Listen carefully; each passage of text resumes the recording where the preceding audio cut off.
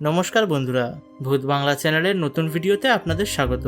বন্ধুরা, ভিডিওটি শুরু করার আগে আমি আবারও আপনাদের মনে করে দিতে চাই যে চ্যানেলের প্রথম গিভঅ্যাওয়ে ও তাতে আপনারা কিভাবে পার্টিসিপেট করতে পারবেন তার মেথড আমি চ্যানেলের আগের ভিডিও ব্রহ্মযুগম এক্সপ্লেনেশন পার্ট 1-এ অ্যানাউন্স করে দিয়েছি, কিন্তু এখনো পর্যন্ত খুবই কম অডিয়েন্স এই গিভঅ্যাওয়েতে পার্টিসিপেট করায় আমি এই ভিডিওটিতে আবারও গিভঅ্যাওয়েতে পার্টিসিপেট করার মেথডটি আপনাদের জানিয়ে দিতে চাই। বেসিক্যালি প্রথমত আপনাদের ভূত বাংলা এক্সপ্লেন চ্যানেলের একজন সাবস্ক্রাইবার হতে হবে, তারপর আজকের এই ভিডিওটিতে কিংবা ব্রহ্মযুগম এক্সপ্লেনেশন পার্ট 1-এ আপনার কমেন্ট প্রথম 50টি কমেন্টের মধ্যে থাকতে হবে, এবং তৃতীয়ত আপনাদের এই দুটি ভিডিওর ডেসক্রিপশন বক্স ও পিন্ড কমেন্টে দেওয়া লিঙ্কে ক্লিক করে আমার নতুন হোয়াটসঅ্যাপ কমিউনিটিতে জয়েন হয়ে সেখানকার গিভঅ্যাওয়ে পার্টিসিপেশন গ্রুপে লিখতে হবে গিভঅ্যাওয়ে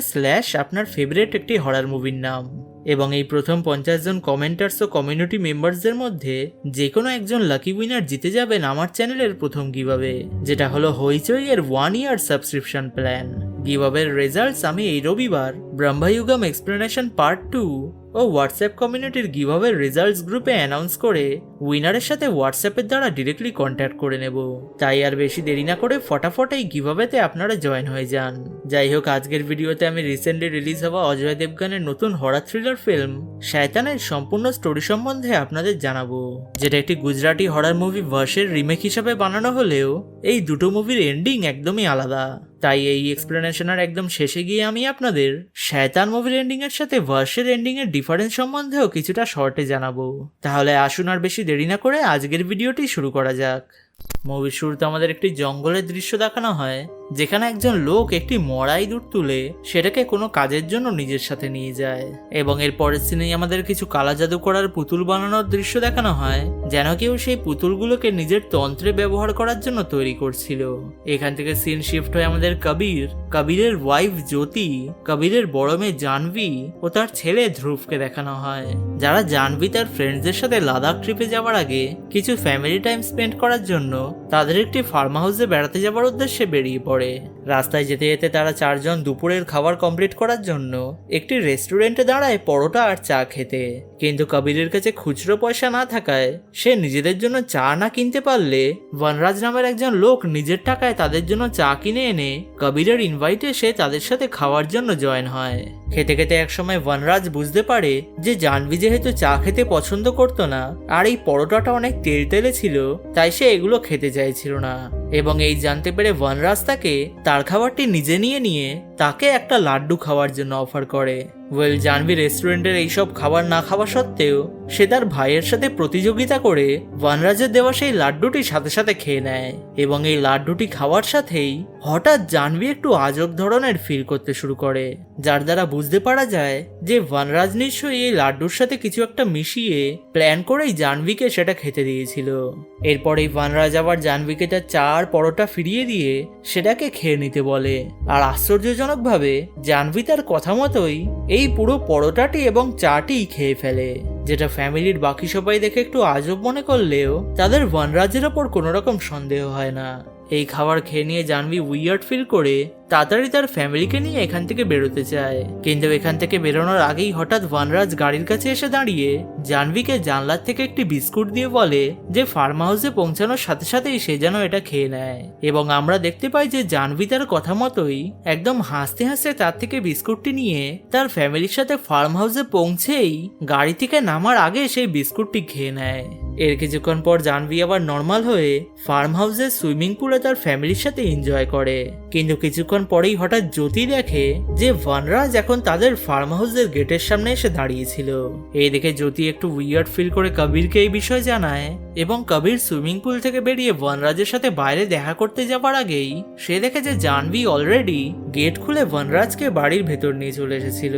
কিছু করার না থাকায় কবির আর জ্যোতি ঘরের ভেতরে সেই বনরাজের সাথে কথা বলে, যেখানে বনরাজ তাদের বলে যে তার মোবাইলে চার্জ শেষ হয়ে যাওয়ায় সে তার মেয়েকে এখান থেকে ফোন করতে পারছিল না, কিন্তু কোইন্সিডেন্টলি সে এখানে বাড়ির ছাদে জ্যোতিকে দাঁড়িয়ে থাকতে দেখে এখানেই চলে আসে নিজের ফোন চার্জ দেওয়ার জন্য এবং 10-15 মিনিটে ফোন চার্জ হয়ে যাওয়ার পরেই সে এখান থেকে চলে যাবে। বনরাজের এই কথা শুনে কবির আর জ্যোতি তার হেল্প করার জন্য রাজি হয়ে যায়, কারণ অবভিয়াসলি তারা কিছুক্ষণ আগেই একটা রেস্টুরেন্টে একসাথে বসে খাবার খেয়েছিল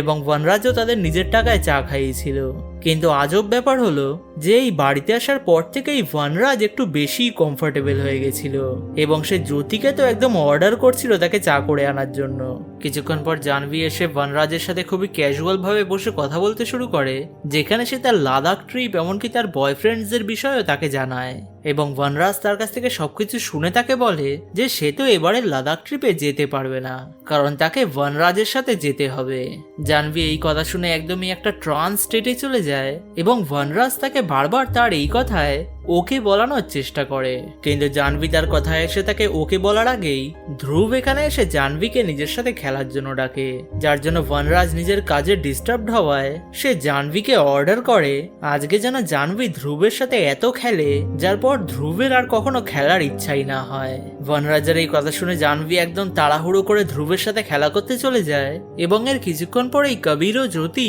বাইরে থেকে ধ্রুবের জোরে চিৎকার করার আওয়াজ শুনে সেখানে এসে পৌঁছাতে দেখে যে জাহ্নবী এখন ধ্রুবকে নিয়ে একটি দোলনায় খুব জোরে জোরে দুলছিল এবং জ্যোতি ও কবিরের সেখানে গিয়ে তাকে থামানোর চেষ্টা করলেও জাহ্নবী এই দোলনা ঝোলানোর বেগ কমাতেই যাচ্ছিল না। কিন্তু হঠাৎ বাড়ির ভেতর থেকে বনরাজ তাকে থামতে বলায় জাহ্নবী একেবারে থেমে যায় এবং তার কথা মতোই সে কবিরকে নিজের প্রবলেমের বিষয়ে না জানিয়ে তাকে শুধু সরি বলে দেয়। কিছুক্ষণ পর বাইরে বৃষ্টি শুরু হতে বনরাজ আরো কিছু সময় এই বাড়িতে থেকে যায় এবং কবির, জ্যোতি, জাহ্নবী ও ধ্রুব যখন খেতে বসে হঠাৎ বনরাজ সেখানে এসে তাদের অফেন্ড করার মতো কিছু কথা বলে, যেমন কবির ও জ্যোতি কিভাবে জাহ্নবী ও ধ্রুবকে একদম ফ্রিডম দিয়ে রেখেছিল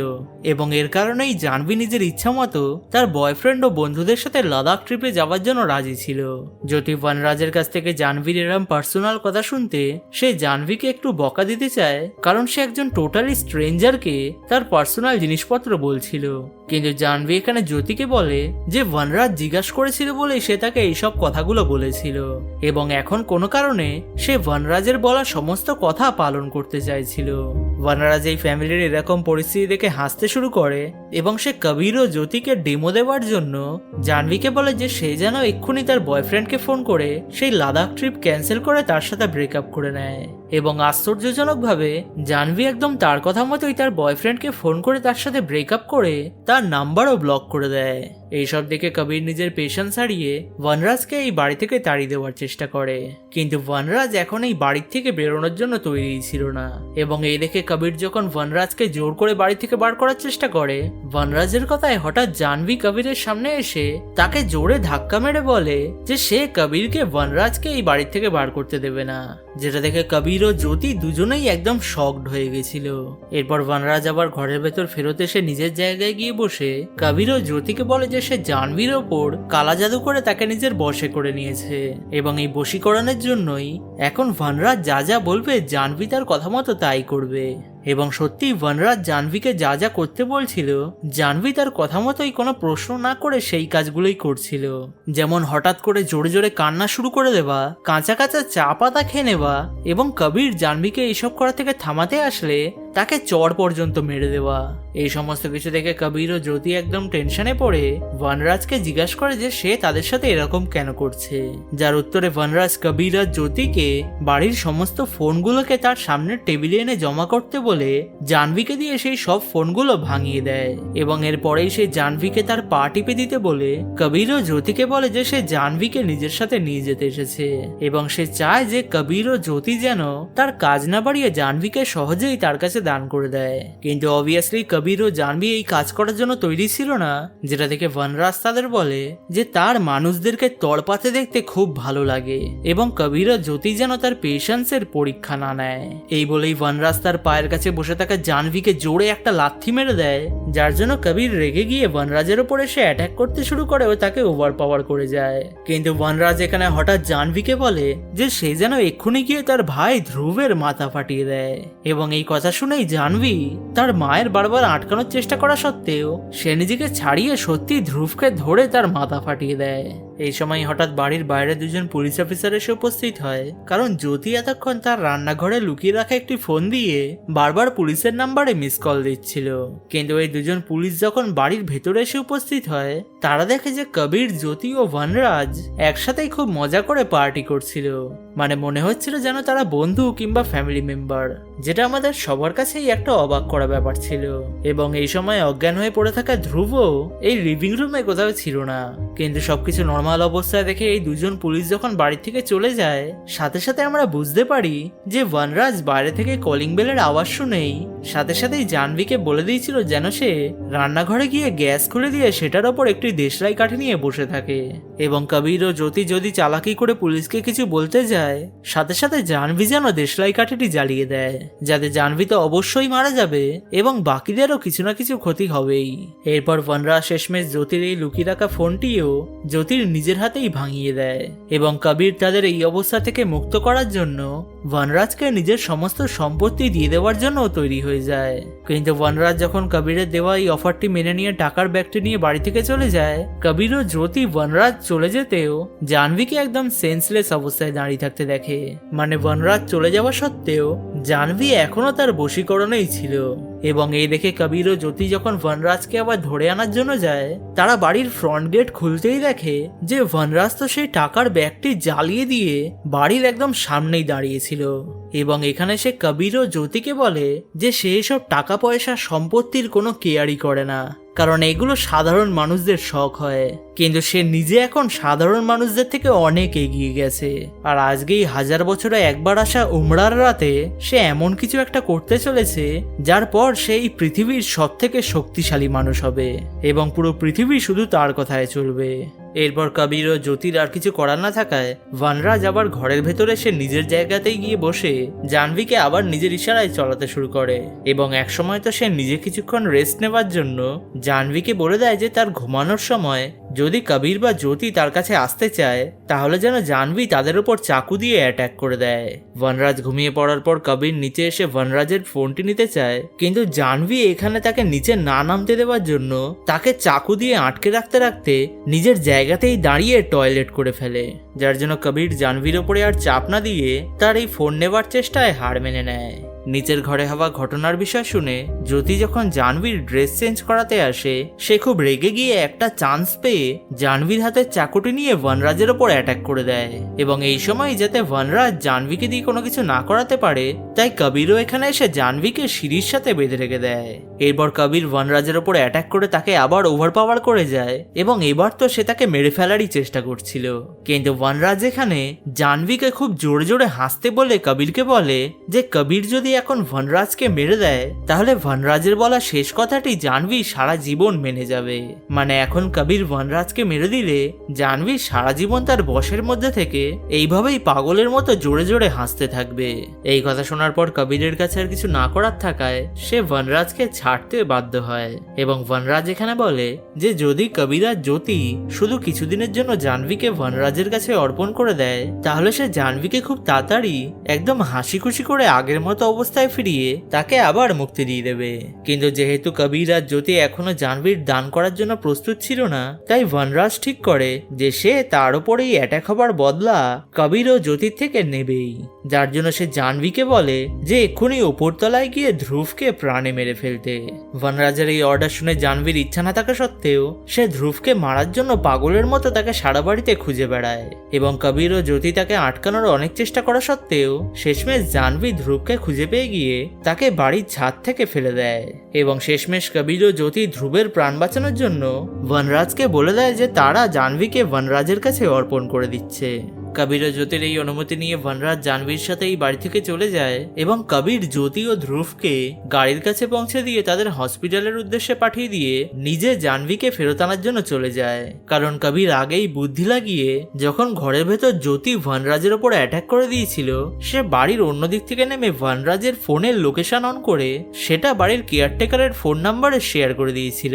যাতে বনরাজ এরপর কোথায় কোথায় যায় সেটা কবির সেই কেয়ারটেকারের ফোন থেকে ট্র্যাক করতে পারে। এই কেয়ারটেকারের ফোন নিয়ে এই কবির বনরাজের লোকেশন ট্র্যাক করতে করতে শেষমেশ একটি জঙ্গলের মধ্যে তার আস্তানায় পৌঁছে যায়, যেখানে বনরাজ জাহ্নবীর মতোই আরো অনেকজন মেয়েকে নিজের কাছে বন্দি বানিয়ে রেখেছিল এবং আজকের এই উমরার রাতে সে এইসব মেয়েদের প্রাণ বলি দিয়ে নিজে খুব শক্তিশালী একটা ক্ষমতা অর্জন করতে চাচ্ছিল, যেটা পেয়ে গেলে সে যার দিকেই তাকাবে সাথে সাথে সেই মানুষটি বনরাজের বশে চলে আসবে এবং এই ক্ষমতাটিকে কাজে লাগিয়েই সে পুরো দুনিয়াকে নিজের বশে করে সবার উপর রাজত্ব করবে। কবির বনরাজের বসে থাকা কিছু গুন্ডার সাথে লড়াই করতে করতে শেষমেশ সেখানে এসে পৌঁছে যায়, যেখানে বনরাজ কিছু কালো পুতুলকে তার সামনে জ্বলতে থাকা একটা বিশাল আগুনের চুল্লিতে ফেলছিল এবং সে যত কালো পুতুলগুলো এই চুল্লিতে ফেলছিল তার বশীকরণে থাকা সব মেয়েগুলো ধীরে ধীরে সেই আগুনের চুল্লিটির কাছে এগিয়ে আসছিল এবং এইসব কালো পুতুলের মাঝে বনরাজের কাছে একটি লাল পুতুলও ছিল, যেটা সে যখনই আগুনে ফেলবে তার বশীকরণে থাকা মেয়েগুলো এই আগুনের চুল্লিতে ঝাঁপ মারবে, যার দ্বারা ফাইনালি বনরাজের তন্ত্র সফল হয়ে সেই অসীম ক্ষমতার মালিক হয়ে যাবে। বনরাজের গুন্ডারা এখানে কবিরের ওপর অ্যাটাক করে তাকে প্রায় সেন্সলেস করে ফেলে এবং বনরাজের সামনে রাখা একটি শিলায় গিয়ে তাকে শুইয়ে দেয় এবং বনরাজ যখন কবিরের এই অবস্থা দেখে তাকে ইগনোর করে লাল পুতুলটি আগুনে ফেলতেই যায়, কবির তৎক্ষণাৎ নিজের বুদ্ধি লাগিয়ে বনরাজের পায়ে অ্যাটাক করতে সে যখন নিচে বসে পড়ে, কবির তার হাতের একটি ছুরি দিয়ে বনরাজের জিভ কেটে দেয় এবং বনরাজ সেই লাল পুতুলটিও এই কারণে আগুনের চুল্লিতে ফেলতে পারে না। বনরাজকে এই অবস্থায় দেখে মনে হয় যেন সবকিছু শেষ হয়ে গেছে, কিন্তু এই মুহূর্তেই বনরাজের বসে থাকা সব মেয়েগুলো একসাথে এসে কবিরের ওপর অ্যাটাক করে দেয়, কারণ বনরাজ কবিরকে বলেইছিল যে সেই বসে থাকা মেয়েগুলোর সামনে যদি কেউ এসে বনরাজের উপর অ্যাটাক করে তাহলে সেই মেয়েগুলো সেই ব্যক্তিটিকে কাঁচা খেয়ে ফেলবে এবং এই কারণেই এখন সেই মেয়েগুলো কবিরের উপর অ্যাটাক করছিল। কিন্তু এখানেই কাহিনীতে একটা টুইস্ট আসে, যেখানে আমরা জানতে পারি যে সেই বাড়িতে থাকাকালীন যখন বনরাজ বলেছিল যে সে তাড়াতাড়ি জাহ্নবীকে আবার হাসি খুশি বানিয়ে আগের মতো করেই মুক্তি দিয়ে দেবে, কবির নিজের কাছে রাখা একটি রেকর্ডারে সেই কথাটি রেকর্ড করে নিয়েছিল এবং তারপরেই একসময় সেই কথাটিকে কম্পিউটারে এডিট করে একদম পারফেক্ট একটা লাইন বানিয়ে নিয়েছিল, যেখানে বনরাজ বলছিল যে সে সবাইকে আগের মতো মুক্তি দিয়ে আগের মতোই হাসি খুশি ও নর্মাল করে দেবে এবং এই লাইনটি কবির এই জায়গায় এসে চালাতে সব মেয়েগুলো শান্ত হয়ে গিয়ে আগের মতোই নর্মাল হয়ে যায় এবং এর সাথেই তাদের উপর থেকে বনরাজের করা বশীকরণ উঠে যায়, যার জন্য শেষমেশ কবির ও জাহ্নবীকে একদম সুস্থ অবস্থায় ফিরিয়ে আনতে পারে। এরপর পুলিশ এখানে এসে কবির, জ্যোতি আর জাহ্নবীকে হসপিটালে অ্যাডমিট করায় এবং ধ্রুবেরও অবস্থা ধীরে ধীরে সুস্থ হচ্ছিল আর পুলিশরা বনরাজের বশীকরণ থেকে মুক্তি পাওয়া সমস্ত মেয়েদেরকে আবার তাদের বাড়িতে ফিরিয়ে দিয়েছিল। কিন্তু একটা কথা এখানে খুবই আজব ছিল যে তারা ওই স্পটে বনরাজের কোনো চিহ্ন পায়নি, মানে বনরাজ এখনো হয়তো খোলা ঘুরছিল। এখান থেকে সেন শিফট হয়ে আমাদের 1 বছর পরের কাহিনী দেখানো হয়, যেখানে আমরা মুভির শুরুর সেই মরা ইঁদুর তুলে নিয়ে যাবার সিনে কবিরকে দেখতে পাই এবং সেই মরা ইঁদুরও একটি চায়ের প্যাকেট নিয়ে একটা অন্ধকার বাংকারের ভেতর যায়, যেখানে সে বনরাজকে এতদিন চেঞ্জ দিয়ে আটকে রেখেছিল এবং তার খাওয়ার জন্যই কবির এই মরা ইঁদুর ও চা পাতার প্যাকেটটি এখানে নিয়ে এসেছিল। কবির এখানে ক্ষুধার্ত প্রায় পাগল হয়ে যাওয়া বনরাজের সামনে বসে তাকে কিছু কথা বলে, যেমন একটা ফ্যামিলি কিভাবে নিজের আপনজনদের বাঁচানোর জন্য শয়তানের থেকেও বেশি শক্তিশালী হয়ে যেতে পারে এবং সে বনরাজকে বলে যে এখন থেকে এই অন্ধকার বাংকারটাই হলো বনরাজের নরক এবং কবির হলো এখানকার শয়তান, যার সাথেই এই শয়তান মুভিটি শেষ হয়ে যায়। মানে এখন থেকে সারা জীবন কবির বনরাজকে এই বাংকারেই বন্দি করে রেখে তার উপর টর্চার করবে এবং তাকে শুধু মরা ইঁদুর আর চা পাতা খেতে দেবে তার করা পাপের জন্য। কিন্তু এখানেই এই মুভির সাথে ভার্স মুভির ডিফারেন্স দেখা যায়, কারণ ভার্সে জাহ্নবীকে বাঁচানোর জন্য কবির জাহ্নবীর কানে একটা কাঁচি ঢুকিয়ে দিয়েছিল যাতে বনরাজ তার কথার দ্বারা জাহ্নবীকে আর কন্ট্রোল না করতে পারে এবং সেখানে যখন জ্যোতি ধ্রুবকে নিয়ে হসপিটালের উদ্দেশ্যে যাচ্ছিল তারা দুজনেও একটি কার অ্যাক্সিডেন্টে মারা গেছিল। মানে ভার্স মুভির শেষে কবির জ্যোতি ও ধ্রুবকে হারিয়ে ফেলে বনরাজকে তার বেসমেন্টে বন্ধ করে রেখে টর্চার করছিল এবং সে জাহ্নবীকে তো বনরাজের কাছ থেকে ছাড়িয়ে নিয়েছিল, কিন্তু জাহ্নবীর উপর থেকে বনরাজের বশীকরণ সে উঠাতে পারেনি, যার জন্য জাহ্নবী সারা জীবন বনরাজের বশেই থেকে শুধু একটা প্রাণহীন পুতুলের মতো পড়ে থাকতো। মানে শয়তানের তুলনায় ভার্সের এন্ডিং অনেকটাই ডার্ক এবং ভার্সের তুলনায় শয়তানের ডিসিশন মেকিং ও টুইস্টগুলো অনেক ভালো। সো বন্ধুরা, এই ছিল শয়তান ও ভার্স দুটি মুভির সম্পূর্ণ স্টোরি, আর আশা করি আজকের এই এক্সপ্লেনেশনটি আপনাদের ভালো লেগেছে। ভালো লেগে থাকলে অবশ্যই ভিডিওটিকে একটি লাইক করে কমেন্টে এই মুভির বিষয়ে আপনাদের ওপিনিয়ন জানিয়ে যাবেন এবং প্লিজ ভিডিওটিকে আপনার বন্ধুদের সাথে ও ফ্যামিলি মেম্বারসদের সাথে শেয়ার করে ভিডিওটির রিচ বাড়াতেও একটু সাহায্য করবেন। আর হ্যাঁ, এরকম আরো হরর রিলেটেড ভিডিওস দেখার জন্য আমার চ্যানেল ভূত বাংলাকে সাবস্ক্রাইব করে অল নোটিফিকেশন অন করে নিতেও একদমই ভুলবেন না। যাওয়ার আগে আমি আপনাদের আবার মনে করিয়ে দিই যে চ্যানেলে হইচই এর 1 ইয়ার সাবস্ক্রিপশন প্ল্যানের গিভঅ্যাওয়ে অলরেডি শুরু হয়ে গেছে এবং ভিডিওর প্রথমে বলা মেথডগুলো ফলো করে তাড়াতাড়ি আপনারা এই গিভঅ্যাওয়েতে অবশ্যই জয়েন করে নেবেন। তাহলে আজকের মতো এটুকুই, দেখা হবে রবিবার ব্রহ্মায়ুগম এক্সপ্লেনেশন পার্ট 2 ও গিভঅ্যাওয়ে রেজাল্টের সাথে। সবাই ভালো থাকবেন, ধন্যবাদ।